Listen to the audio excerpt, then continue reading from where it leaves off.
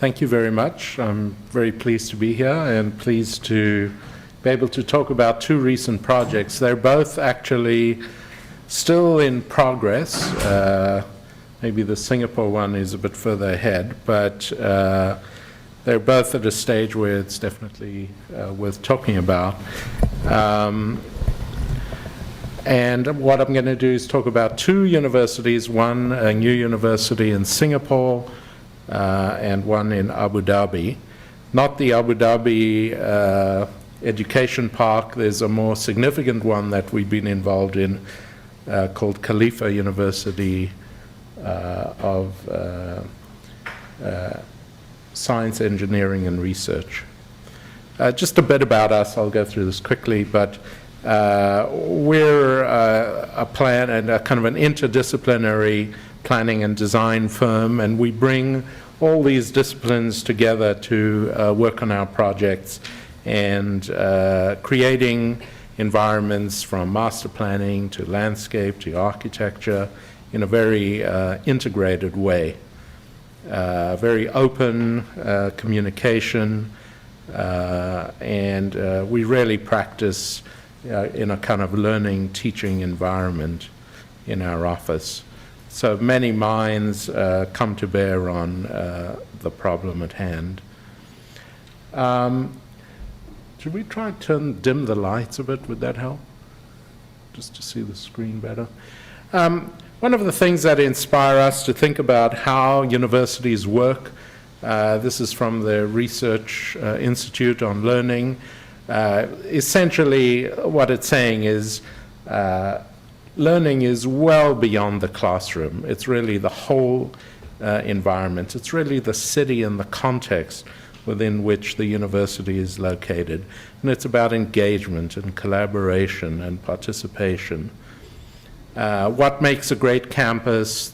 Obviously, organizing the university around the mission, place, identity, great spaces, interdisciplinary, academic, residential life, interwoven. All these kinds of forces are critical to making a great campus. So at Penn, people just talking about issues and ideas on the Great Lawn there. American University in Beirut, culturally an utterly different thing with their main campus plaza around the main stairs at the main gate. And it's clearly a place where students not only socialize, but actually engage with each other in their work. The setting of the university, critical. This is probably the most famous place here at NYU and Washington Square, but another great one at Harvard Square, where the university is utterly entwined with the city, and the two engage each other, and the synergies of the urban environment and the campus are utterly entwined. Obviously, we're aware of the globalization of higher education, but one needs to pay attention to local culture as well as the international culture swirling around education, learning, and all the forces around that. At Sasaki, and this is, stuff that you hear about a lot, new learning styles, just what it means in terms of students working together, interdisciplinary learning that leads to hybrid buildings, new kinds of roles for buildings, new kinds of spaces, new kinds of environments, new ways of learning. That has a huge impact on how you think about a university. Programs are mixed up and integrated and co-located, and these are kind of critical aspects to pay attention to when you're thinking about a campus design. The use of technology, the way classrooms are being thought of. At MIT, the Teal classroom, where the relationship of the professor and the students is completely different to the traditional image one might have students working in groups. Here, the big mistake, I think, is the round tables can't be joined. So you're stuck with your 8. But it's an interesting idea. And the use of technology on the walls and being able to see what's on people's laptops makes for a very different learning environment. Thinking about how new labs are being thought of, Foster's Clark Center at Stanford, multi-purpose spaces, the student life aspect of a university, critical, this non-academic but absolutely critical environment. And just to emphasize how learning is well beyond the classroom now. So I'm going to start by talking about the Singapore University of Technology and Design. And the site given were 3 fragments. There you see them, sort of near the end of the airport runways, which causes a height limit. But right next to it is a huge business park being developed, the Singapore Exhibition Center, another Foster project, a transit station right nearby, and yet another one to be built at the site. The mission is quite interesting.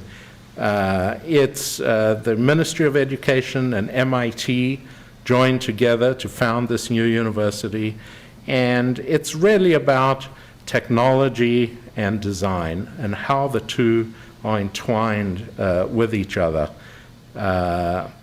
Really inspired by the example they often give is Apple and their use of technology and their use of design to make engaging products that are hugely successful. How do you do this? How do you begin to create a program of education where there's an exchange of ideas, the most technical level and the most creative artistic level? Because MIT was so involved, we used some scale comparisons to show people how big the site was, how big the MIT campus was. And if you know MIT, there's the main building, the famous infinite corridor. The site is about 17 hectares. It's at about 50 acres, just under 50 acres. And there you have the infinite corridor, which is an amazing idea at MIT, where many of the programs, from the president to just student life activities, occur on this infinite corridor, a kind of openness and connectivity. Unfortunately, you can only walk up and down. You can't really do anything in this because it's too narrow. Sitting in a building designed 80 years ago or more.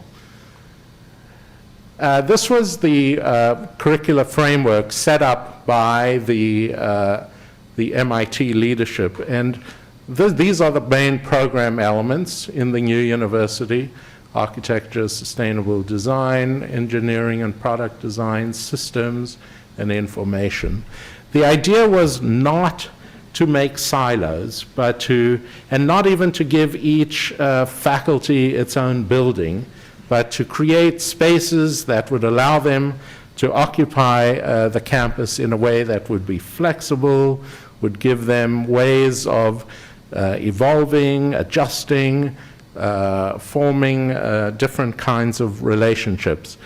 Another big idea of the university is that everyone, whether you were in architecture or information engineering, would begin the university freshman years together in a foundation program. You would then go into your specialization, and as the capstone, before you graduated, you would all come together again in interdisciplinary programs and courses. Of course, I would be horrified to take linear signals and systems courses as an architect, but maybe it's a good idea. We took that program and we tried to make it spatial.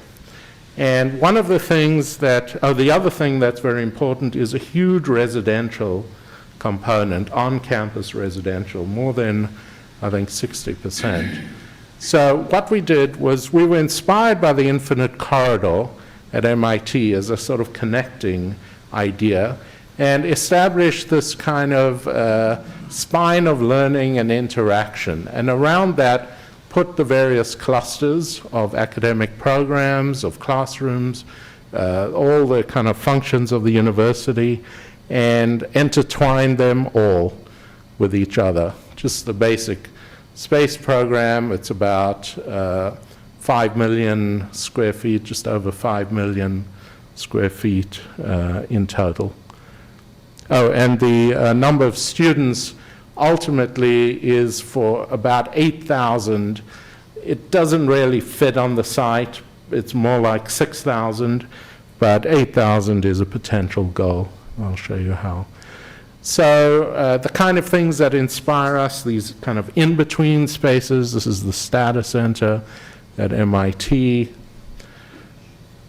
the architecture school in MIT, integrating cafes and sort of non-programmed or non-academic spaces, some of the classrooms and teaching systems in operation, the engineering labs, the kind of visibility and engagement that one might have with this sort of heavy machinery sitting on the ground, prototype making, views from circulation systems into spaces so that what's going on in the labs is visible, and many other forces that inspired us.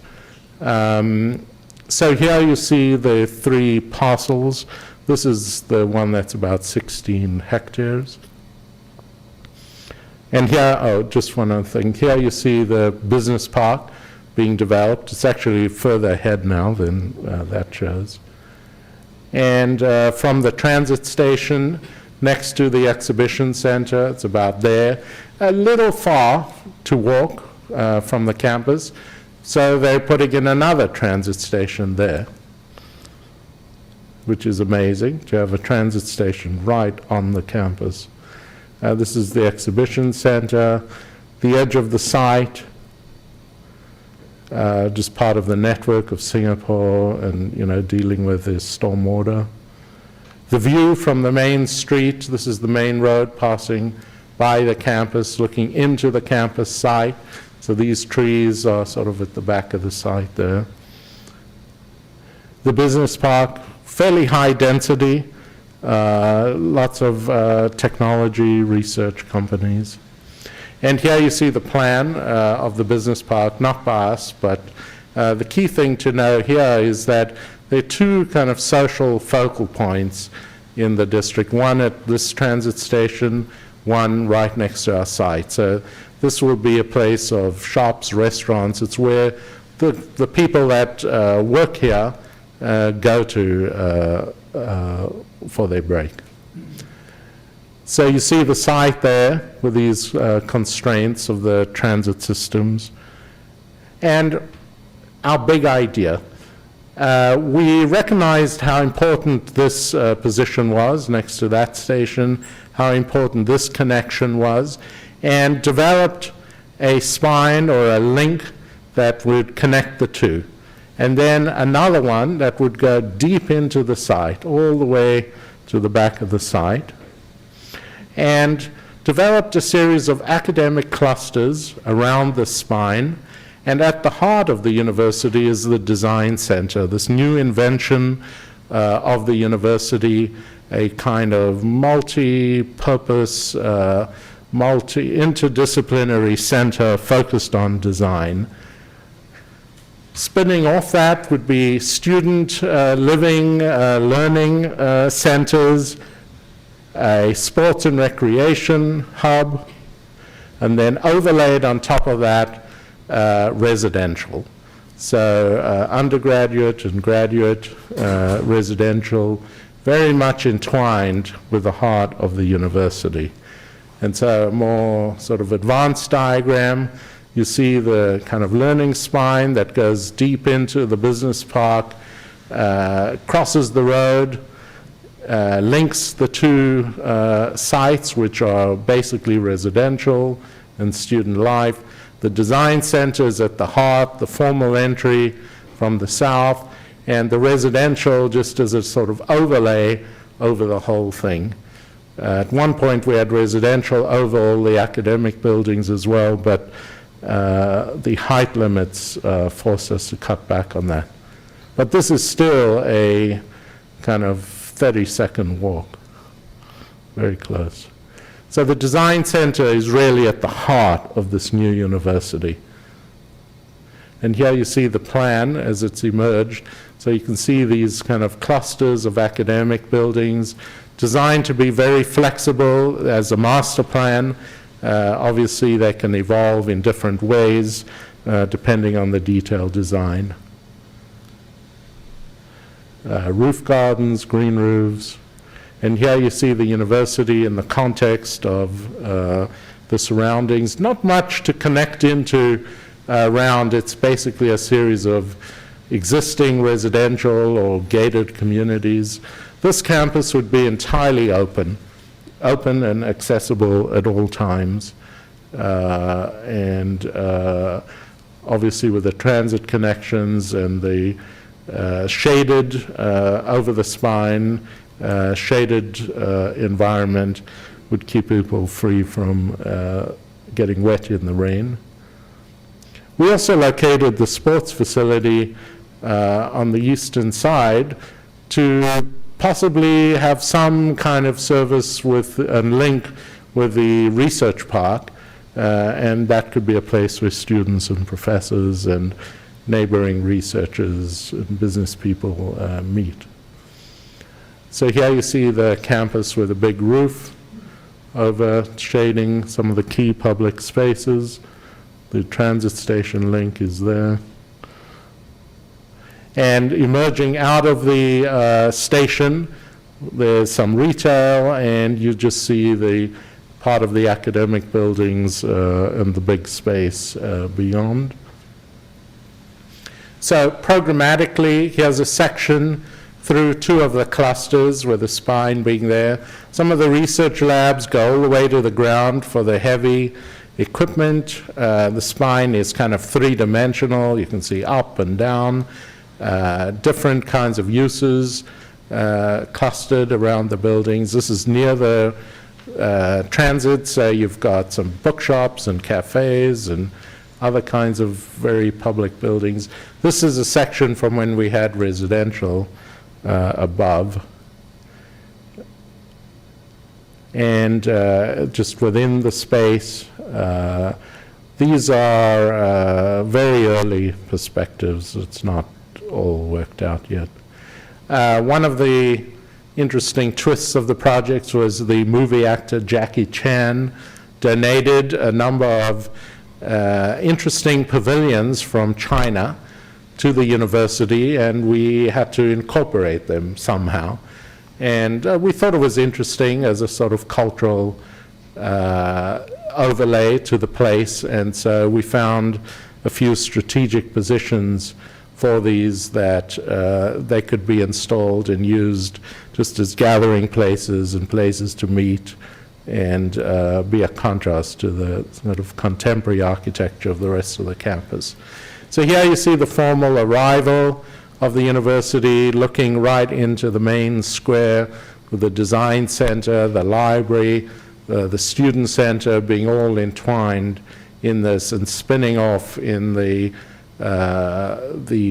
academic core and then towards the residential and recreation beyond. So here you see a section through that main entry, exhibit space, various labs, meeting places, library, auditorium, research, cafe, student life leading into the residential district beyond, using the grade change of the site to accommodate parking wherever possible underneath. And here you see the main entry towards the design center. And then sections moving back through the residential. So here you see a section through that again, the auditorium cutting through the library, administration, and then a series of residential towers, or the linear bar buildings. So you see that here with the spine slicing through, and dining and other kinds of learning environments here, seminar rooms, opening up onto rain gardens and stormwater retention pools, and then a series of courtyards and outdoor spaces that sit between the residential buildings. A section through 2 more clusters. So you see very flexible, lots of natural light coming in between the various building clusters. Sustainability is critical in Singapore, very hot and humid. You need to keep air moving, you need to protect from the rain, you need to draw out the hot air, and still figuring out the cooling systems that will work with this kind of natural airflow. But building orientation, the kind of opportunities with green roofs, transit, all these aspects are key to the work. And here you see the rain gardens, one of the pavilions, the Chinese pavilions, and the residential clusters. The sports and recreation sits at this crucial position. There's another entry arrival point here with a drop-off that comes into this end of the spine, leads there, and also serves the recreation complex. And the main recreation complex is actually under this plaza. There you see it. It actually sits on grade, but the main part of the campus is at this level by the time it reaches this point, using the grade change. There you see a section through that, the outdoor field, the indoor, and then the rain gardens beyond. From a walking perspective, it's very compact. This is a 10-minute walk from one end to the other. From the academic core to the first blocks, it's about half a minute or so, and very compact, very dense, and all these elements utterly entwined with each other. So there you see the kind of pattern of buildings, spaces in between areas that are all part of this rich learning environment. Connecting to the business park, a great opportunity for the university.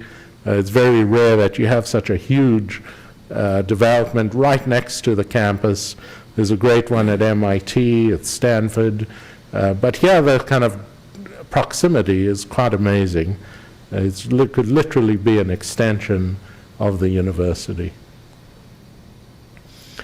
Obviously, we had our eye on this property, and this is a temporary exhibit complex that's part of the National Exhibition Center, and we developed the plan so that in the future it might extend further, engage with this, still have some exhibit facilities, but that's a long time away. But you really do need to think about these things now. There's another nice site over here, which we're not quite sure of what's happening. And so there you see the pattern, all within a 45-meter height limit.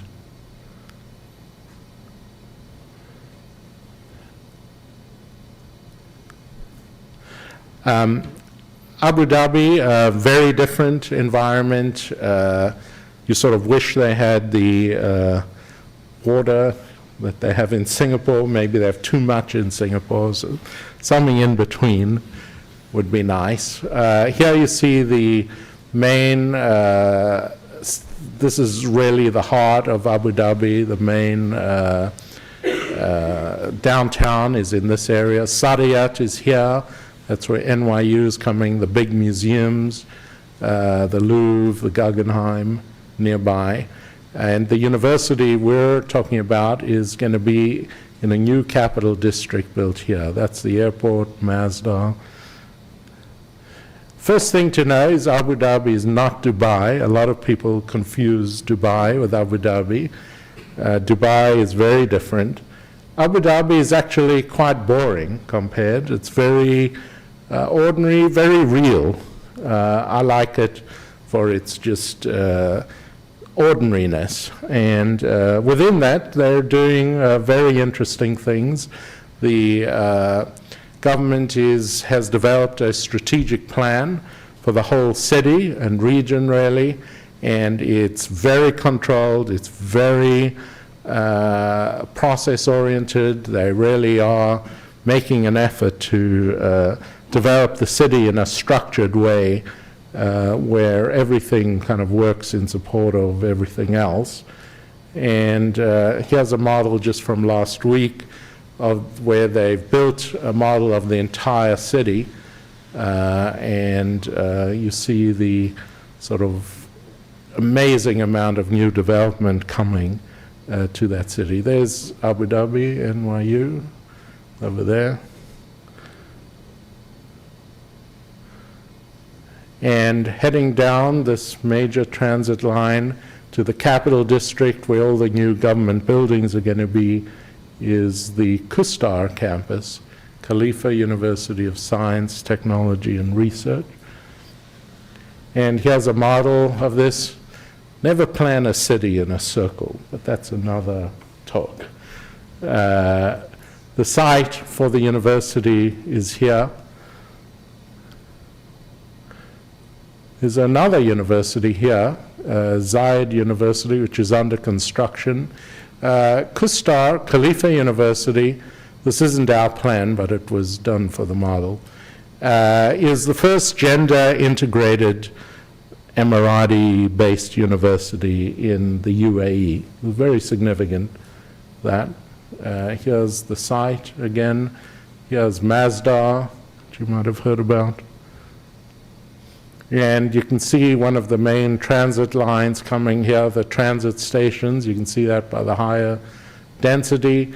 And there's another transit line, a surface transit line, coming right in front of our campus.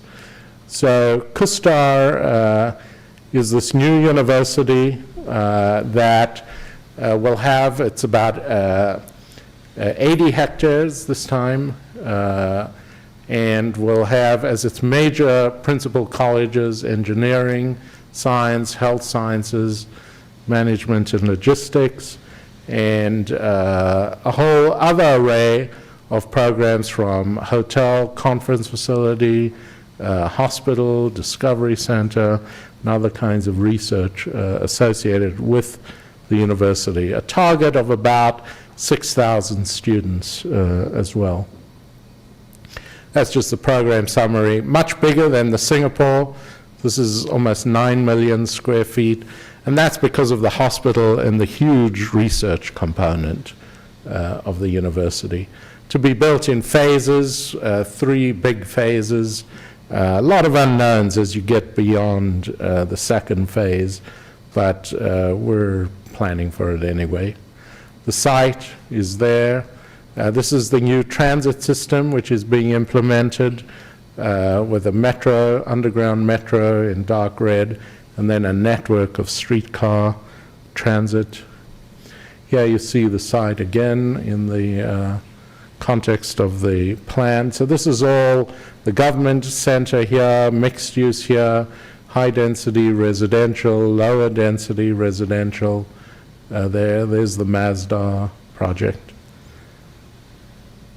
And there you see the site along this major boulevard here. This is an exhibition center, new soccer stadium, Zayed University. This is gender segregated, so it's basically the same campus built twice, a left and a right. The transit line. This is the site now, real challenge, as with everything in Abu Dhabi. High water table, high salt content. And we're working in the context of the government Urban Planning Council plan, the site being here, mixed uses here, residential, and the main transit line here, a major open space or public park at that position.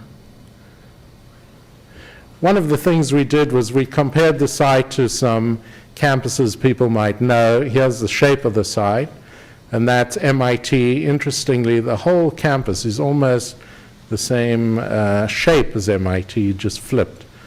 So if you know, that's Kendall Square to the Stephen Hall building and the edge of the sports and rec facilities. Harvard University in Cambridge, Harvard Square.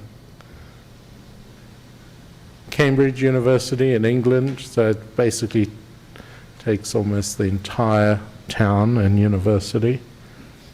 Stanford University. So the site is essentially this that we're working with. And one of the first things we looked at was how to engage with a context, how to relate to this major public space, take advantage of the transit, take advantage of the cooling winds from the northwest, how to begin to give the site some kind of structure, and how to establish a place in this kind of brutal environment. One of the things that the university wanted was they said, we do not want a campus that is dominated by an administration building. It's kind of old-fashioned way of thinking about a university. This is all about the students. This is all about student life, learning, and the campus as a crossroads for the world, for the students, for the visitors. And so what we did was we established a kind of formal landscape place that is a response to the city square, making a kind of strong campus town. We put the hotel conference center, the museum adjacent to it, and made then a university square, which is the crossroads of the university, with a library, student hub, all integrated at the heart of the university, and then surrounded it with academic and residential, and extending the heart of the university with sports and recreation. So that was the kind of big organizing idea to establish a place and a heart for the university. We then established a grid of streets that connect to the existing streets, and introduced a series of eco-corridors to catch the cooling winds and introduce a kind of open space system that was beyond just the kind of formal gestures at the center. So around this academic core come R&D research, very, very close to the university, really present the public face of the university, a new hospital and medical school, R&D, biotech, undergraduate housing at the core next to some outdoor fields. In Abu Dhabi, you still have to be sensitive to undergraduate residential. Gender needs to be separated. They can't be all mixed up. Graduate, you can mix it up a little more. The client wanted a lot of faculty and graduate housing on site. It occurred to us, not only could you put that here, but also all around the university, especially towards the south, where the city is already programming residential. And some of these sites are closer to the academic core than some of these that are on the campus. So a lot of connectivity and integration. The fabric, we were trying to invent something fresh and new for Abu Dhabi, something that learned lessons from the history of Arab cities and Arab culture and Arab city forms, making a kind of array of spaces that not only some being large, but some being very shaded, open, plaza-like, and then these linear streets that connect every point of the campus. And most of these buildings are oriented east-west to avoid direct exposure to the strong east and west sun, so minimizing those exposures, and interestingly then encouraging movement. So you get these linear streets, you get these courtyards, major public spaces, indoor spaces, outdoor spaces, all very connected. And of course inspired by these kinds of environments. Oops. And this incredible place in Damascus, I don't think our place will be like this, but it's just such a stunning kind of environment. The Al-Azhar Mosque is another one in Cairo, very similar. It's a very powerful, strong definition, beautiful scale, just a great meeting place in the city, a kind of refuge from the activity of the world outside. So here we did studies. I should mention we worked very closely with Bureau Happold and Byron, who's here, on all the kind of environmental analysis of the campus to make sure that it would work. So in terms of orientation, heat island effect, all of these things. Just the organizing structure of the campus, trying to make an academic core that's mainly pedestrian, but strongly connecting to the rest of the city, and then integrating east-west and north-south. And so the final kind of fabric of the campus is like a little city within the city that has a kind of sequence of public spaces from the great urban boulevard with its transit stations in front, the great entry, point of arrival, the crossroads of the university, the library, student hub, surrounded by the academic and research, and then the residential. We put a giant roof over the library and that main space. Here you see the just the array of uses from the research and academic heart of the university, allied research, and some of these other uses around the entry. The whole thing has parking below, sunk partially in the ground, so the campus is lifted up slightly to create a podium. So there's a continuous connected parking facility right at the core of the university, sunken courtyards. Some of the labs actually come all the way down to the ground, just like in Singapore where you have heavy machinery. So there's lots of easy access for service and parking from many of the roads that come into the university. And so at the pedestrian level above, and here you see some of those sections. This is through a typical cluster of academic buildings, say this one there, and you see the indoor shaded spaces, the outdoor courtyards, public spaces on the ground floor,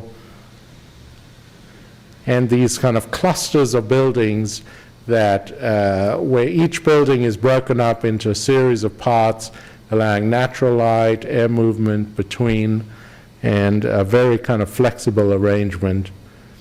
We looked at different kinds of layouts. This is early stuff for classrooms, labs, public spaces, circulation, different kinds of relationship potentials. And here you see through one of these, this is one of the main spines is air conditioned so that in the hot, brutal months, it's still comfortable to walk. That would be this one with a shaded courtyard outside. And here's one of these courtyards, just a very early look at what that might be. There's another version. And then working with Bureau Happold on the microclimates and the cooling winds to test. These are these eco-corridors slicing through the plan. We looked at scale comparisons, a bit like the High Line Park as it slices through Manhattan. And then the shade and shadow. It's really critical that all these buildings shade each other, the courtyards are shaded, the main public space is shaded, and so you've got to pay attention to these kinds of environments in this kind of weather. The heat island effect of these spaces. Obviously the outdoor places are just much, much hotter.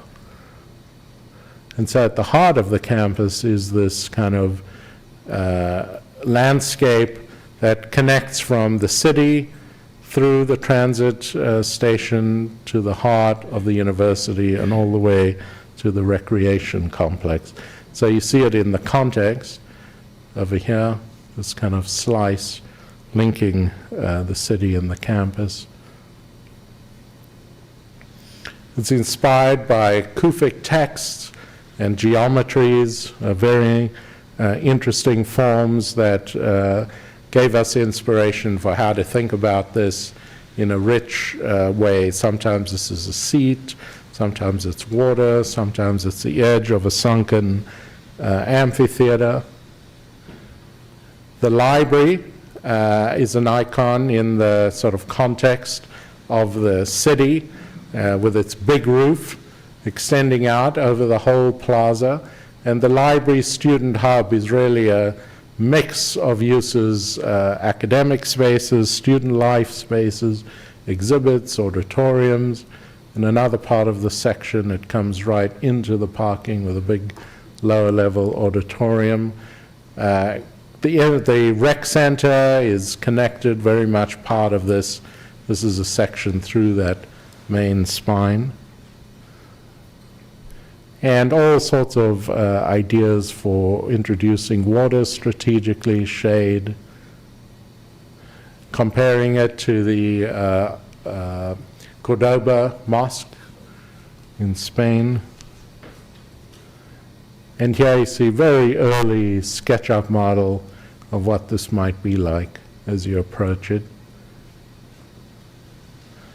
That's the library student hub. Information pavilion in the square. These are the academic clusters coming right to the edge of the square, so you could have parts of that just cantilevered over a grand arcade that embraces the entry of the university and comes into the square. I should have mentioned that. This is a sort of grand arcade that fronts onto the city, provides a shade and organizes the pedestrians there, and then extends into the campus. One of the residential clusters, you see the eco corridors coming through, and these are just a series of courtyard buildings for, in this case, undergraduate women. The edge of that in relation, so here's an eco corridor with the services and utilities and catching the stormwater when it happens.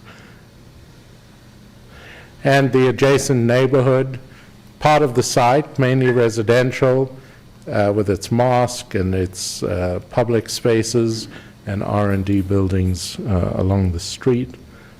Some of the residential areas.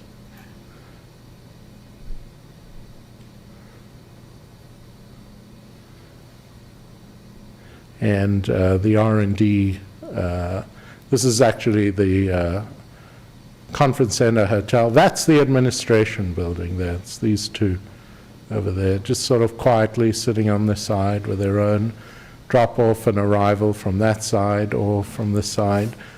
More R&D, the medical school and hospital. And then the Central Boulevard integrating the transit. Of course, they've changed their mind to now put the transit in the middle, which is much better, because I think this is really dangerous to have streetcars at all the intersections. So we've got to adjust that. But the R&D buildings come up right to the edge of the boulevard. And in terms of its walking distances, it's about a 10-minute walk of the whole academic core.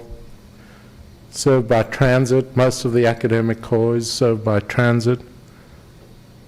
We have an on-site electric shuttle, connects every point of the university. And then, just because it's work in progress, just last week we discovered that, well, it turns out we don't actually own all this land, and the university was assuming too much. We have to work within the city grid, but we can get control of these parcels, but not these. These are two big utility plots. This is for community buildings. This is an outdoor space, and a lot of back and forth with the city and the Urban Planning Council on what to do. That's what they gave us. We didn't know quite what to make with some of these patterns, but we're advancing it now with this strategy to continue the R&D. We convinced them to allow us to do the R&D along the street, graduate housing and faculty housing all around, some community buildings, a small mosque, and keeping the city utility buildings. And so ultimately, the university will evolve as a living piece of the city, highly integrated, yet an environment that we hope will encourage 21st century academic research, learning, and living environments. So I'll end with that. Thanks. Good evening, everybody, and thanks very much for NYU's invitation. And I'm still suffering from jet lag. I hope that I can make myself clear to you because I just arrived last night. And I would like to speak a bit about the focus because Dennis had presented you two campuses in operation. I would like to share with you about the policy background, if you like, about what happens in Asia, particularly making the reference to Singapore, Malaysia. The topic of my presentation has a focus on the rise of transnational higher education in Asia as a broad theme, with particular reference to science and technology higher educational institutions in Singapore and Malaysia.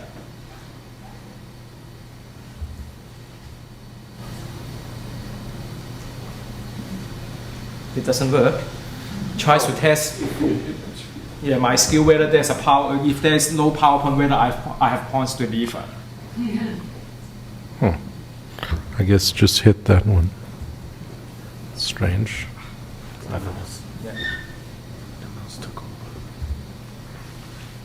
And my presentation basically tries to, I would like to share with you what happens about the transnational higher education in Asia.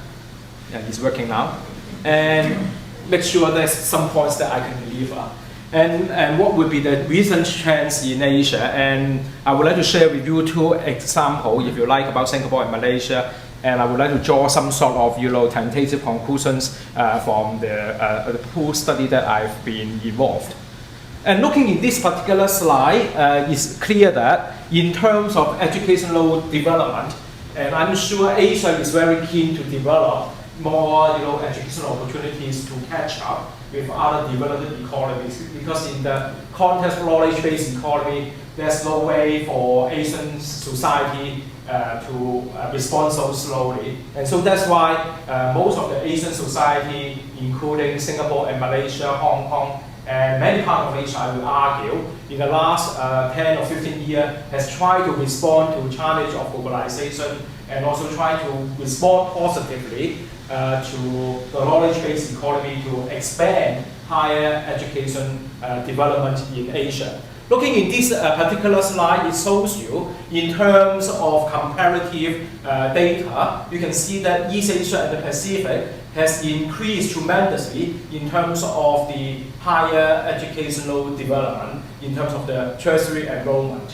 So when we are talking about educational markets, in Asia. About 20 years ago, we won't use that kind of term, but now it's actually some sort of educational market evolving in this part of the world. Why? I would give you the background that most of the Asian governments, they understand the reality they have to be globally competitive. And by being globally competitive, they want to make sure that population that graduates are globally competent.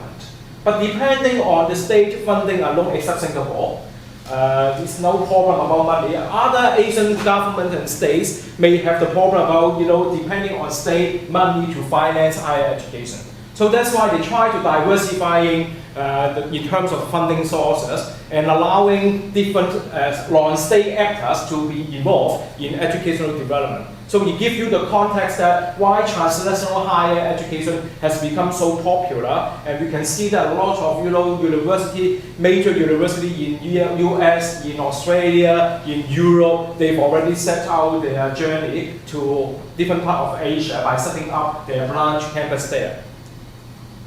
And again, looking into the tertiary enrollment by region, again, it shows you about East Asia and the Pacific has a significant jump in the last, 20 to 30 decades. This is a huge jump and steady jump in terms of the student population. But how to, diversifying about the educational services in Asia, I would say that there's an increasing privateness in higher education in Asia.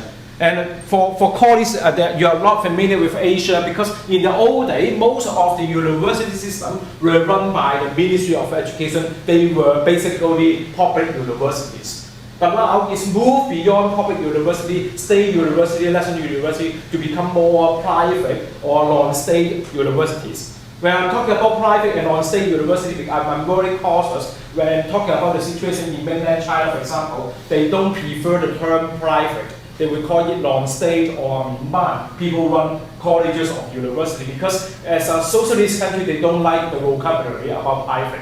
But if you talk to them in terms of funding, in terms of the way that those colleges are run, basically I would argue this is a private university. But I'm very cautious as an academic. I would say that non-state entities has become more popular in some of the countries like Vietnam and also in China.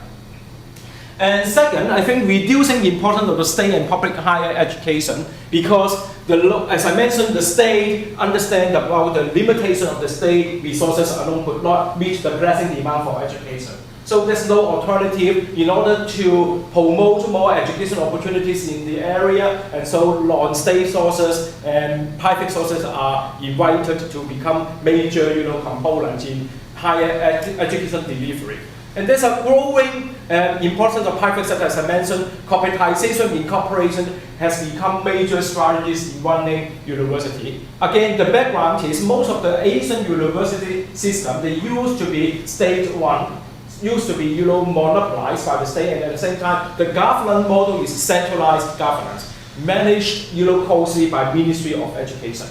But most of the Asian government now, they found that sort of centralized model is not really appropriate because those bureaucratic control would make university not responsive enough and proactive enough to engage in the overseas world and also to respond to the changes generated by the globalization. So there's a result about the intertwined global and domestic forces which account for the rise of transnational higher education in operation in Asia.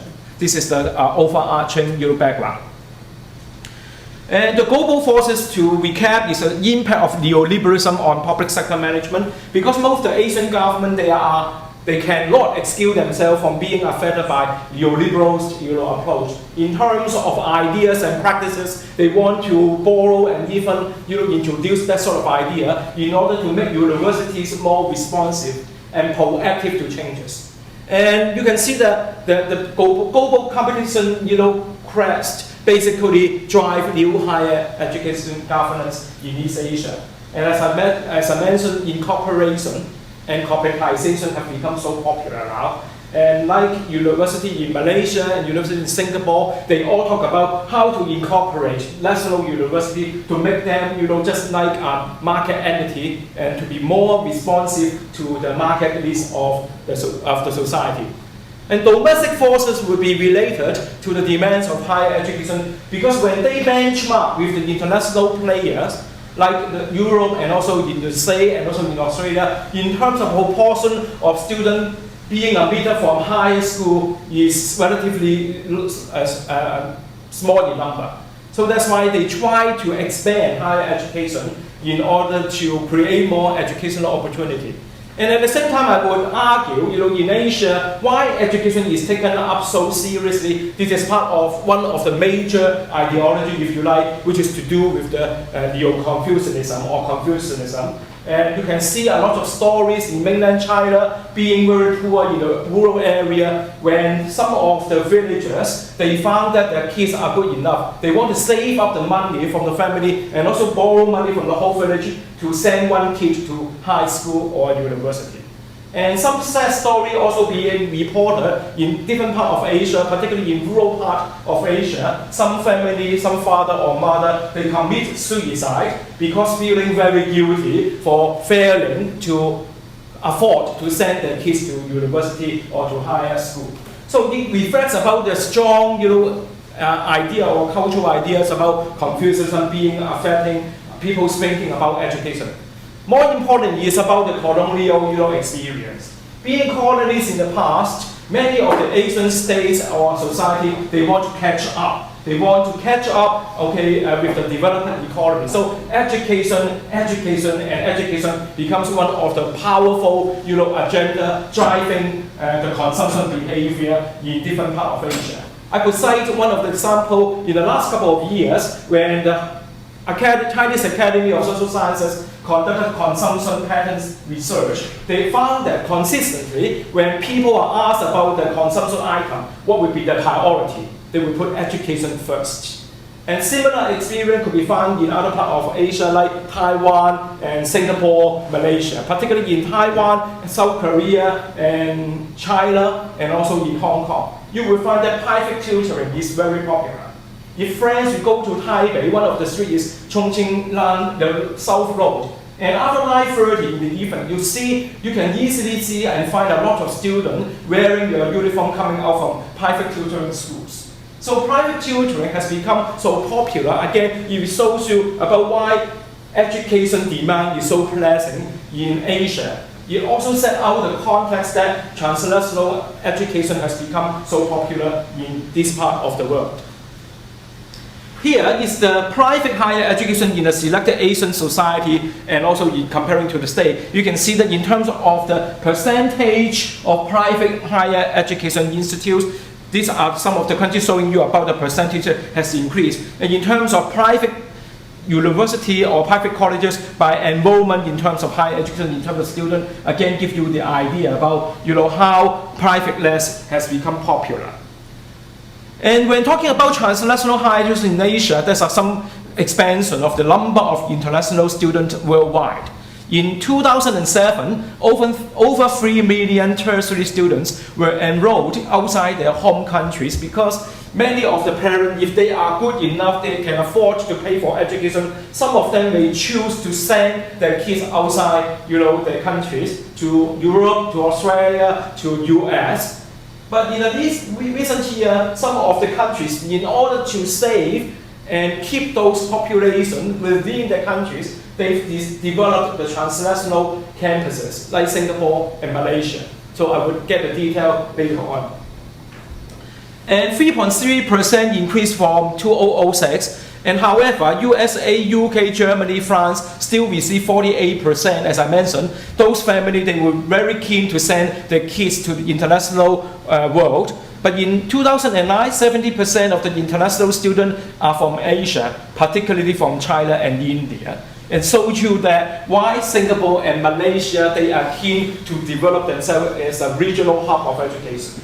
I can assure you that Singapore has done a successful story, and you can confirm about that. They are developing more campuses. They work with overseas top universities from the States, from Australia, or other parts of the world to set up their regional branch in Singapore for not only for the Singapore students. They are not entirely interested for offering more opportunity for Singapore students. They are interested in the students from the region. because they want to set Singapore as a global schoolhouse in the region. They think that this is an industry, it would be good for Singapore to assert not only about the educational market, but more importantly is assertion about the soft power of Singapore.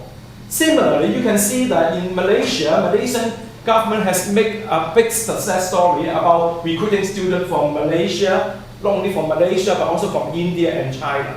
Why Chinese students are very keen to go to Malaysia? Because they can speak Mandarin.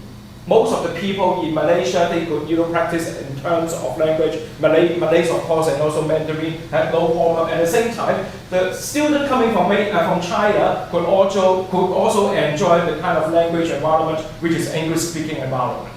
But they offer, when compared to Singapore, cheaper programs in Malaysia. And how to differentiate Singapore and Malaysia, you may argue. Singapore is just next to Malaysia. Is there enough pool of students for these two regional hubs of education? The answer is yes, because they're talking about different markets.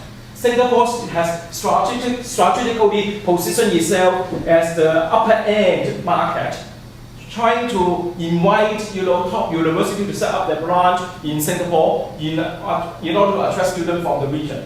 For Malaysia, they have a significant pool of students from Middle East, because in terms of religion background, they are quite similar. So they're talking about different markets in the area of Singapore and Malaysia.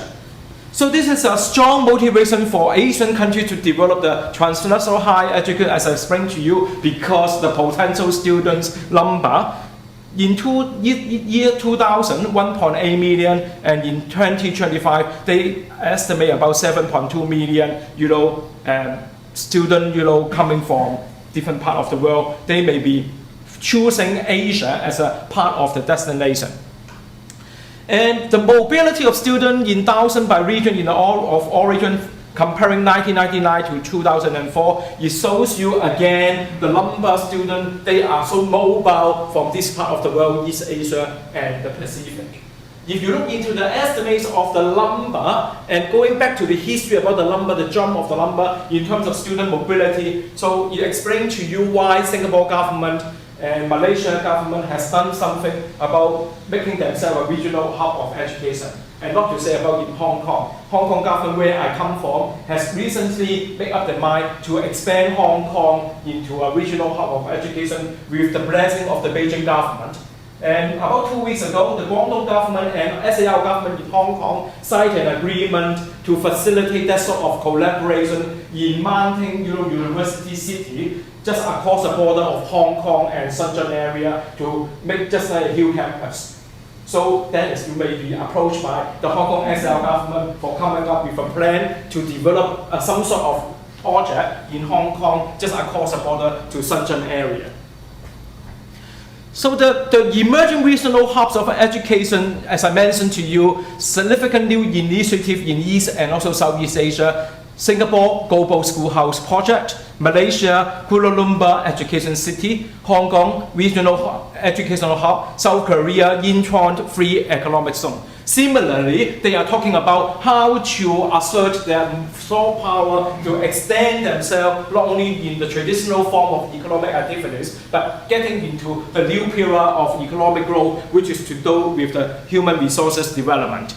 And significant new initiative also in the Middle East, as my colleagues have mentioned. I won't go into the detail. It seems that there's a big potential for mounting that sort of projects in different parts of the world. And looking into the branch and international campuses of the top universities in Asia, you can see that some way or the other you can find different universities coming from the major developed economies or continents, from Europe and US and Australia. They've already set up their branch campuses in collaborating with local university, or they really have the independent satellite universities in India, Jordan and different parts of Asia. The features of the transnational higher education in Asia, I would say, when comparing Singapore and Malaysia, the state has a very important role to play. And this is not exactly a free market, in my opinion.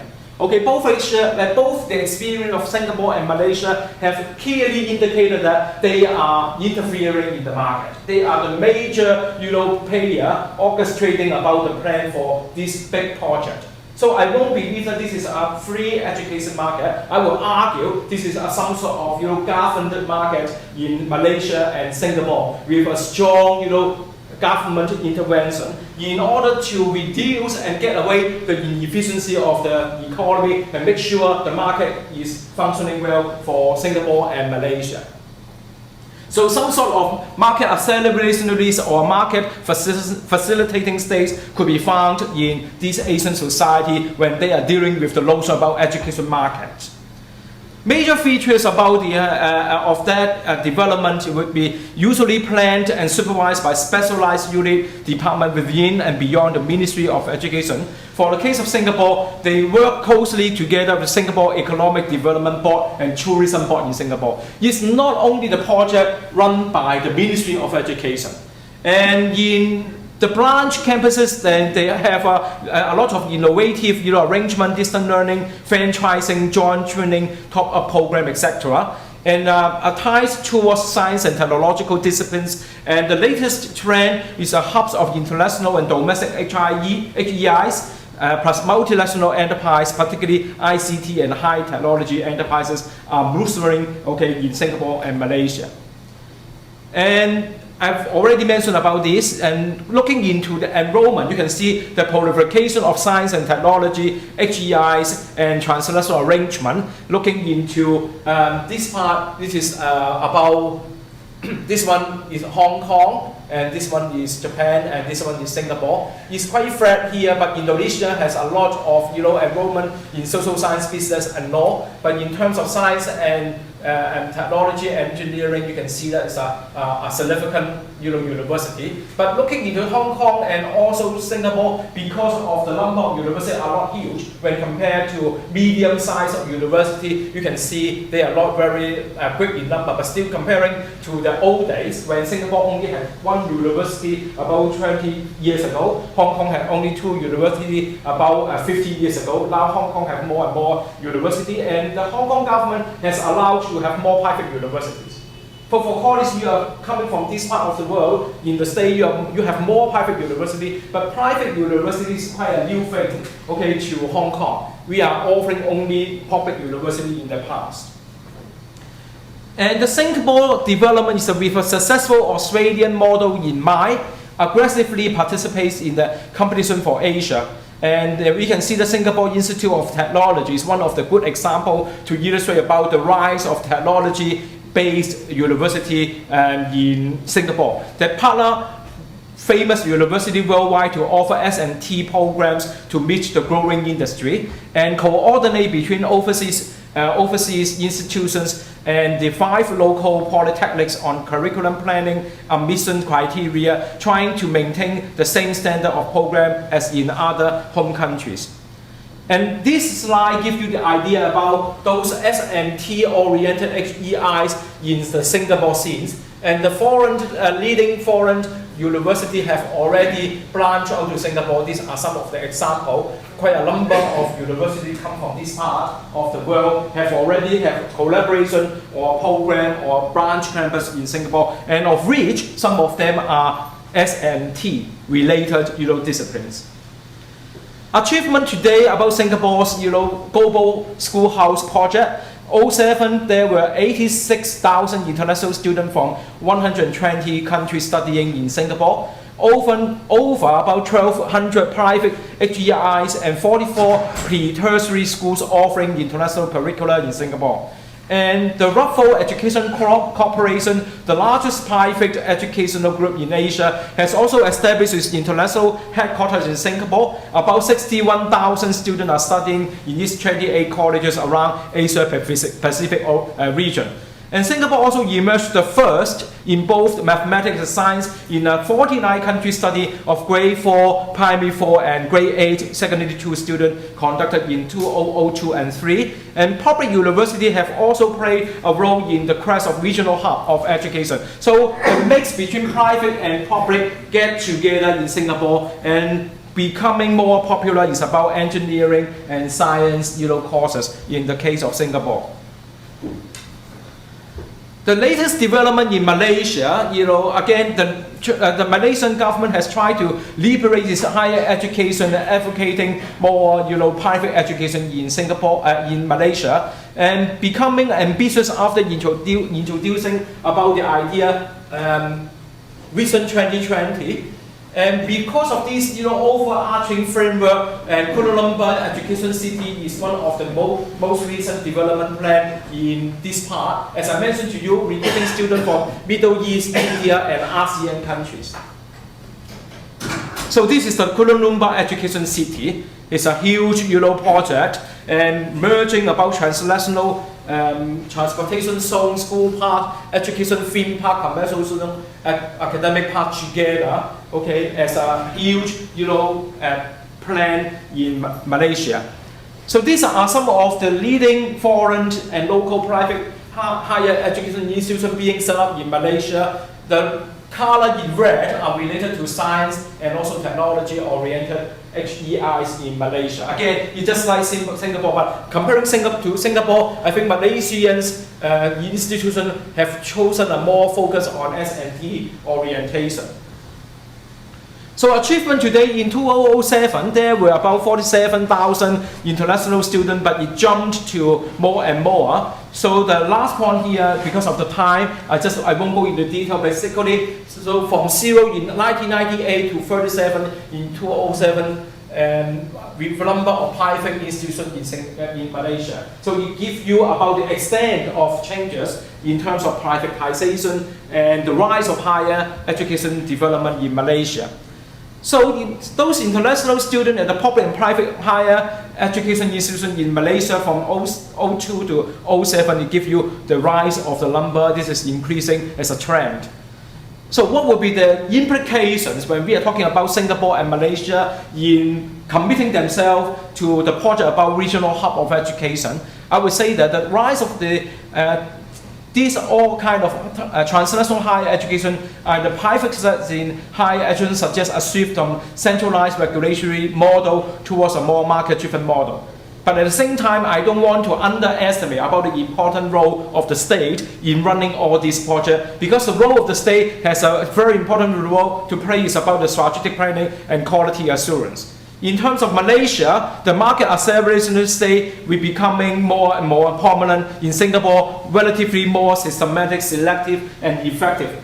And Singapore is always has a strategic thinking when compared to Malaysia. Malaysia's plan started in a more gradual way, but Singapore has a full comprehensive plan 10 years ago, and now is more realizing the overarching plan.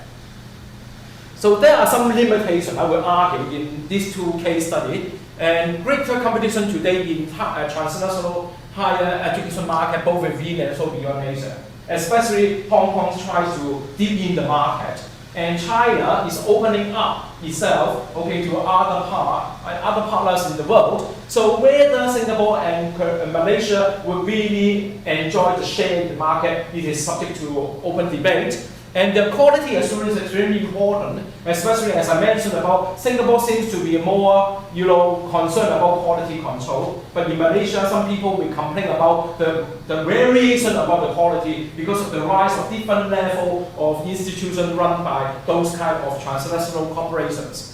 In Malaysia, there's an over-ambitions of the strategic plan. I put a question mark here because this is a huge plan. They want to catch up, but whether they need so huge in terms of the size, in terms of the strategic plan like this. But in Singapore, I also have the doubt that for the success of any major universities or higher education institution, I would argue, which is to do with academic freedom.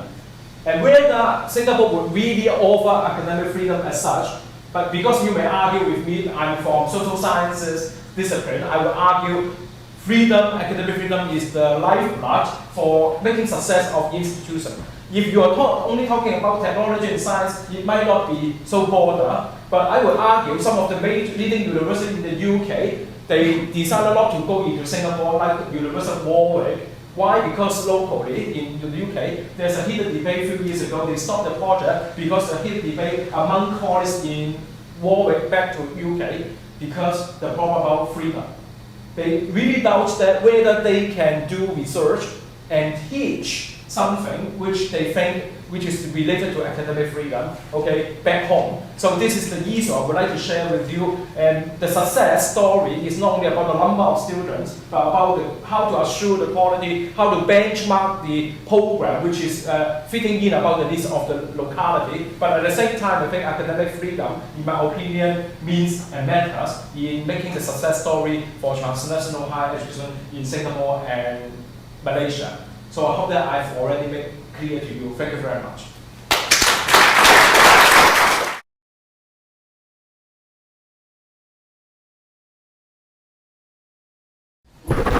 Thank you very much, Dennis Pieprz and Joshua Ka-Ho Mok, for truly inspiring presentations, and also very much for both of you, reminding New York University Abu Dhabi that we are not alone in the international education space. We kind of knew that, but every time there's such a presentation, you realize just how unalone we are, and I think that's frankly a very good thing. Just a very few comments. I second, of course, very much, Joshua, your flagging of the concern for academic freedom. This is certainly something that we have thought about very hard in the case of New York University Abu Dhabi, because we agree this is not just a matter of the humanities, the arts, and the social sciences, all of which will be represented at New York University Abu Dhabi, needing to be able to flourish. I do not think you can have science and engineering without it any more than that. It is quite striking to see that lineup of universities, and again the projects that Dennis is involved with, just how heavily they are focused on the whole on science and technology, as if sort of the world's salvation will in the end depend on that, economic and environmental and otherwise. And of course it is exceedingly important to have vigorous thinking in science and engineering about so many of the problems of our society, not the least of which is of course climate change, sea level rising, and all these energy future, food security and so on. But there are a whole host of other issues that can benefit, obviously, from these other disciplines. I had a question, maybe to lead off, one question to Dennis. Looking at your master plan for the university in Singapore, I was very struck by the thinking about the importance of creating MIT-like serendipity.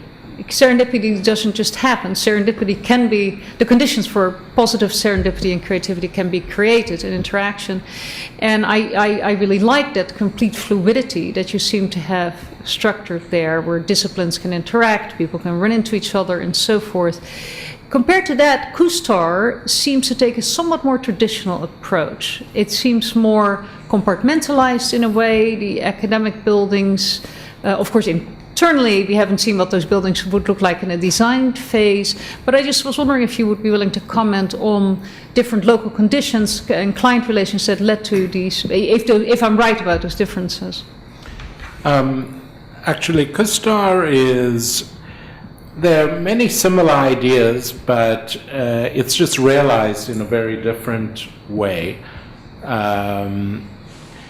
The height limit was more restrictive at Kustar, and so we had to be spread out more.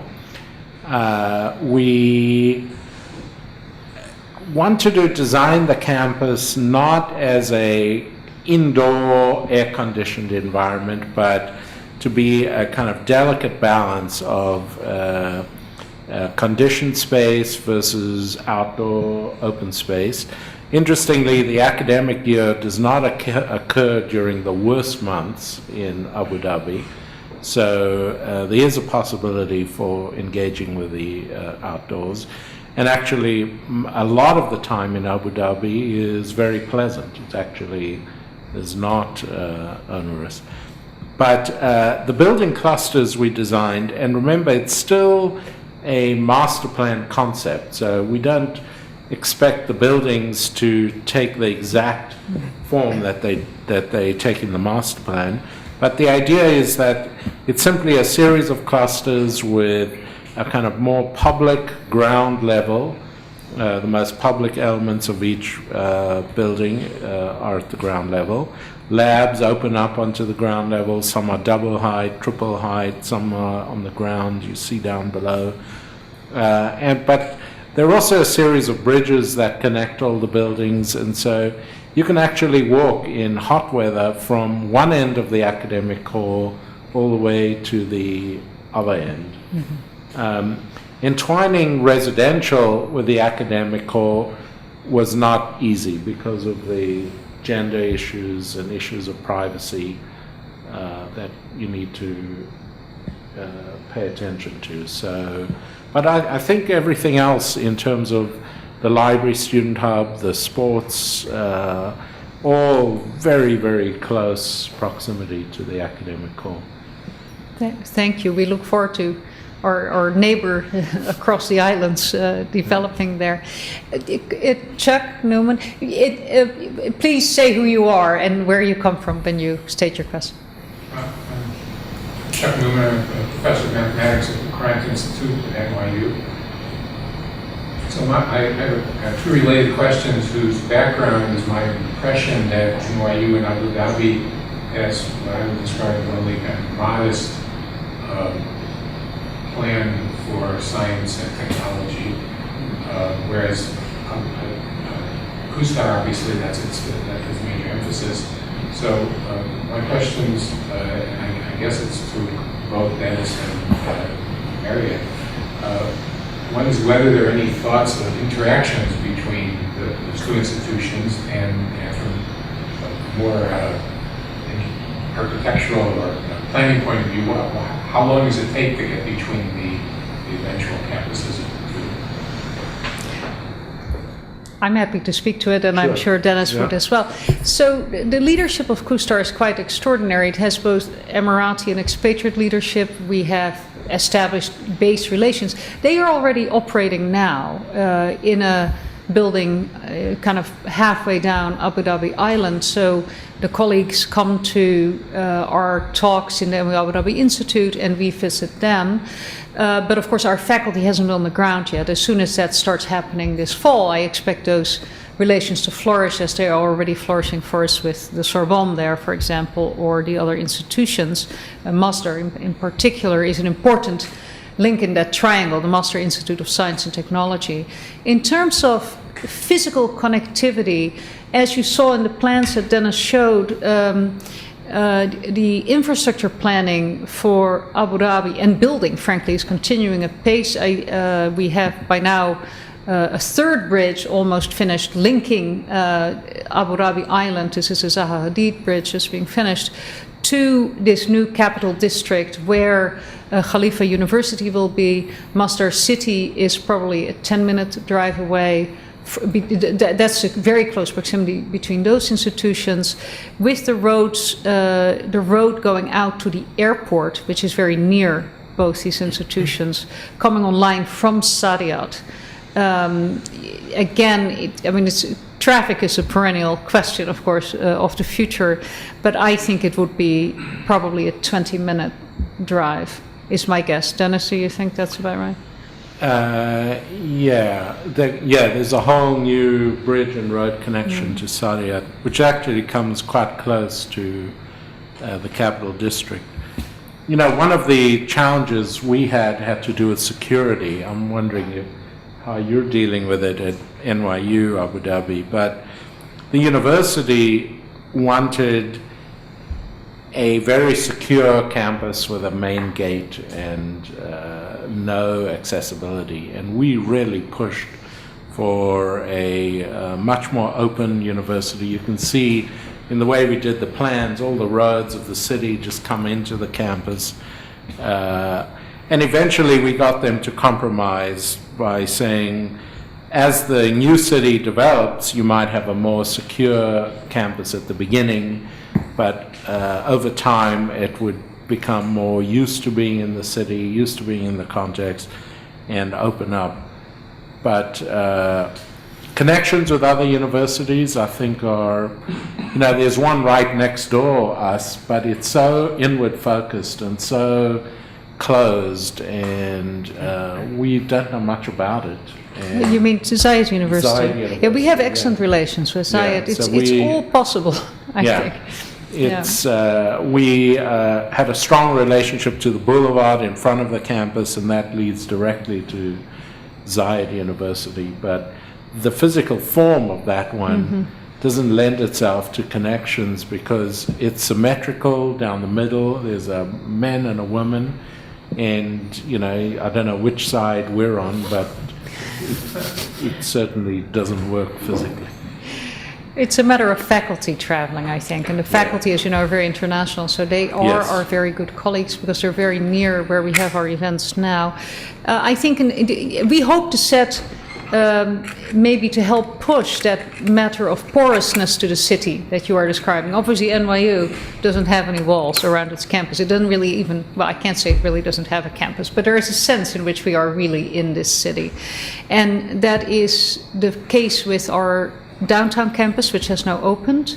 It is the case with our Center for Science and Engineering, which Chuck Newman isn't all that tiny and puny, and it is just not our sole emphasis. And it certainly will be the case on Sariel Island, where we are directly connected to the city and one of the busier districts of the city, not where the museums are. We're not far from the museums, but we're not in a museum park. We're actually in a residential and business part of the city there, again, without walls around it. So security will be handled in very different ways by us. And of course, we are co-educational and international. Other comments and questions from the... Jay. I had Jay two Barton. questions. When you were describing the motivation behind the master plan, you talked a lot about traffic and transit and environmental conditions and physical factors, but you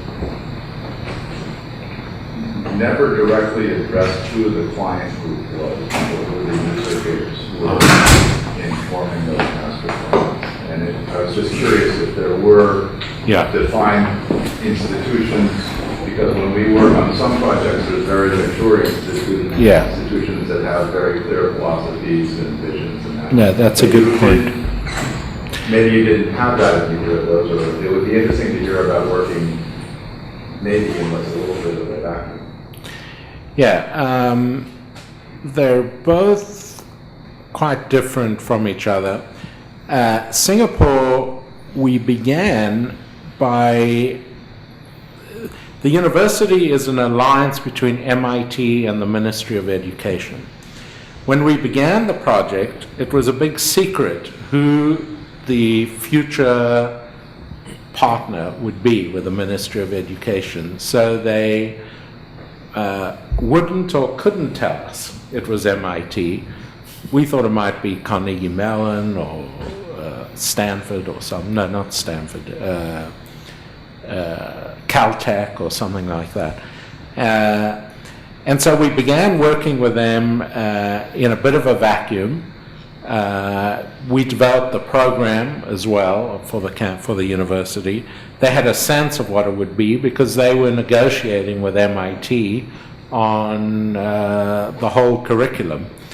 As soon as it was announced, in fact, we started working with them before it was publicly announced, it became apparent that one of the former deans of engineering, Tom Magnetti, would be leading the new university. And he was a very interesting guy, was going to Singapore every 3 or 4 weeks, very involved with the ministry, with all the other agencies.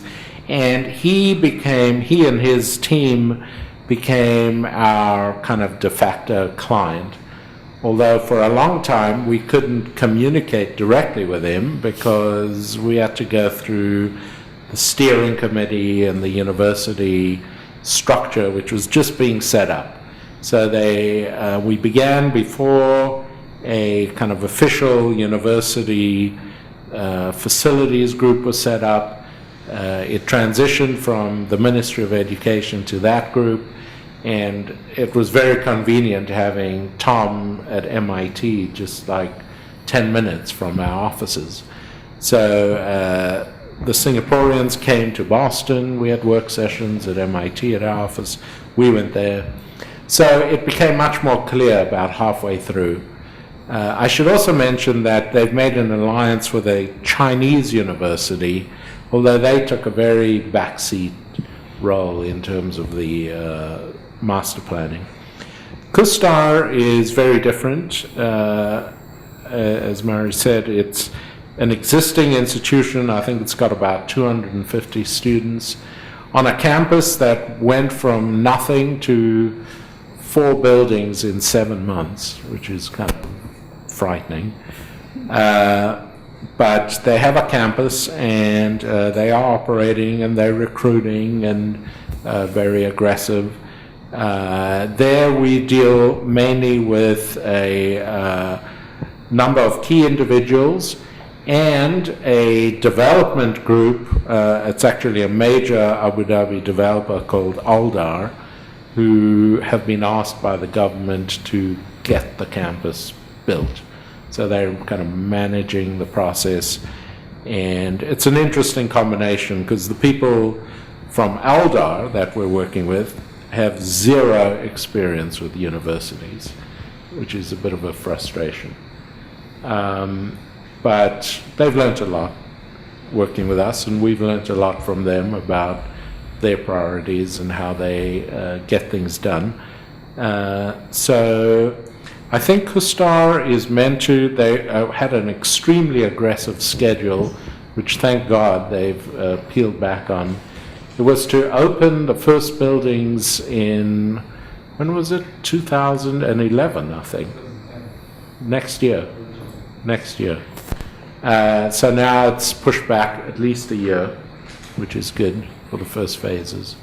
And Singapore is, I think, 2013 maybe, or 14. What's your role in seeing them implemented? Are you going to do any of the buildings, or are you ensuring compliance?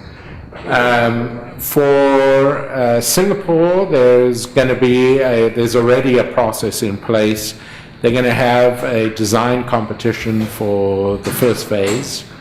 That whole process is, I don't know if you're involved, but that's submissions have been made and they're evaluating them now. The nice thing about Singapore is they have a policy that they cannot announce or run a competition, a design competition, unless the buildings are fully funded, which is, for architects, amazing. So they can't announce it yet just because of the budgeting process in Singapore, but it will be announced soon. And we may be involved, not sure. The Kustar University, they're in the process of selecting a firm to move quickly with the first phase, and that first phase is so big, we could not handle it. So we're holding back. It's just too big a complex, too fast for us. But we may be involved, hopefully, in certain key components that we're got a lot of experience in. Well, we need all that experience around, so we very much hope you will be. I have maybe a final question for Joshua. I know we've kept you long, but I'm interested in this. Yeah, I was quite startled by these numbers of international students in Malaysia and Singapore. Clearly, these countries are doing something right. You obviously have indicated the challenges.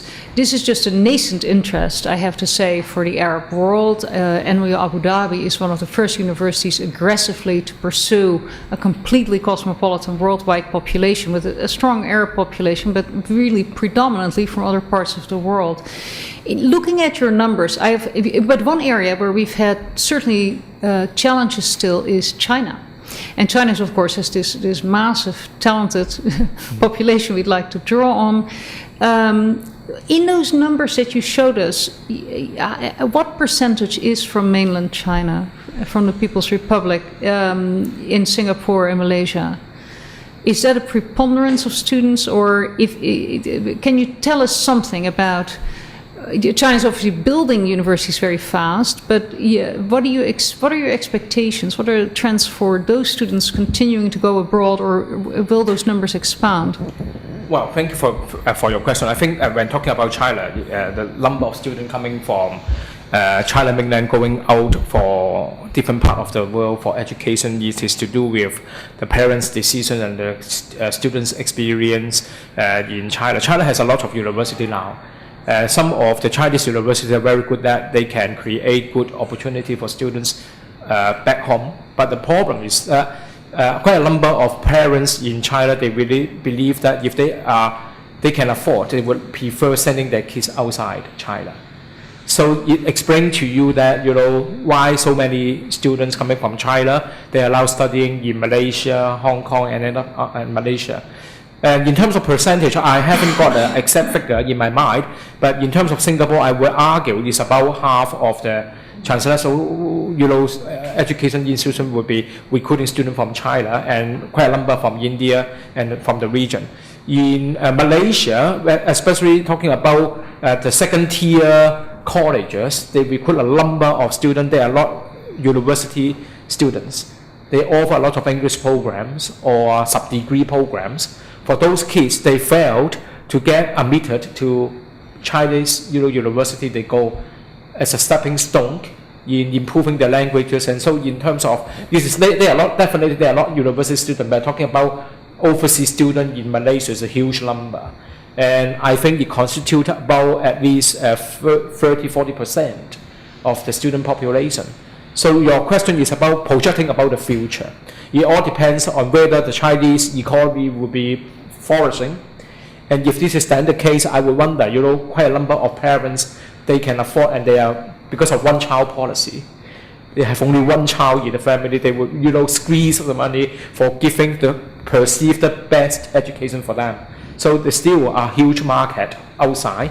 And why not within China? Because only in China there's thousands of universities, and many of the universities they still are offering programs. They are quite constrained with its own curriculum.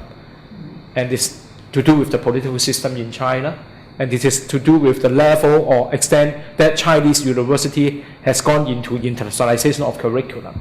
For those parents, particularly in the cities, they are very keen to send their kids out for having non-Chinese learning experience, which explains to you that, and I would still project quite a number of students from mainland will be going out, but not necessarily to Malaysia and Singapore, but they may choose overseas like Europe, US and Australia, but at the same time they may also think about Hong Kong. Now Hong Kong is very keen to partner with overseas university to setting up their branch campus, offering some sort of international program in Hong Kong. We've done some market survey in China already, and we found that this is appealing to them. For one-child policy again, the parents at the beginning they're very concerned sending their kids out of the land without any transition, especially to the States or Europe. They may find that if their kid have problem, they may have the problem in terms of the language as parents to communicate. But going to Hong Kong as a stepping stone could be something in between. Well, I'm only hypothetically, anticipating the future. But I would wonder, student number will still has a number of students coming from China mainland to different parts of the world. Thank you. It sounds like a very well-informed hypothesis, and we'll just have to work a little bit harder at sourcing those top students. Thank you all very much for coming, and thank you